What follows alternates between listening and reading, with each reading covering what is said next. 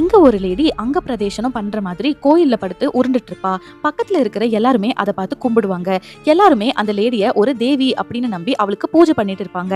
அப்போ ஒரு சின்ன பொண்ணு அவ முன்னாடி வந்து நிக்கிறா. அந்த சின்ன பொண்ணோட கையில முகத்துல அப்படின்னு எல்லா இடத்துலயுமே ஒரே தழும்பா இருக்கு. தேவின்னு சொல்லப்படுற இந்த லேடி அந்த பொண்ணை தொட்டதுமே அந்த பொண்ணோட ஃபேஸ்ல இருந்த தழும்பு எல்லாமே மாயமா மறைஞ்சு போயிருது. இப்போ அந்த பொண்ணோட முகம் ரொம்பவே கிளீனா ஆயிருது. இதை பார்த்து அங்க இருக்கிறவங்க எல்லாருமே இவங்க ஒரு சாதாரண லேடி கிடையாது, இவங்க உண்மையிலேயே தெய்வ பிறவி அப்படின்னு நினைச்சு கும்பிட ஆரம்பிக்கிறாங்க.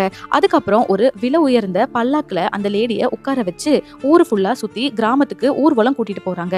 எல்லாருமே அந்த லேடிய பார்த்து ரொம்பவே சந்தோஷப்படுறாங்க. அந்த லேடிய சந்தோஷப்படுத்தணும் அப்படின்றதுக்காக விலை உயர்ந்த தங்கம் வெள்ளி அப்படின்ற ஆபரணங்கள் எல்லாத்தையுமே உண்டியல்ல கொண்டு போய் போடுறாங்க. ஆனா இந்த பாவப்பட்ட மக்களுக்கு இந்த லேடி ஒரு ஃப்ராடுன்ற விஷயம் தெரியாது. ஒரு ஆளு தவறுதலா அவரோட தங்க வாட்ச உண்டியலுக்குள்ள போட்டுருவாரு. அவரு அந்த வாட்ச திரும்ப எடுக்க போகும்போது இந்த தேவியோட ஆளுங்கன்னு சொல்லப்படுற சில ஆளுங்கெல்லாம் அவரை தள்ளி விட்டுருவாங்க. உண்டியல்ல விழுந்தது தேவிக்கு மட்டும்தான் சொந்தம் அப்படின்னு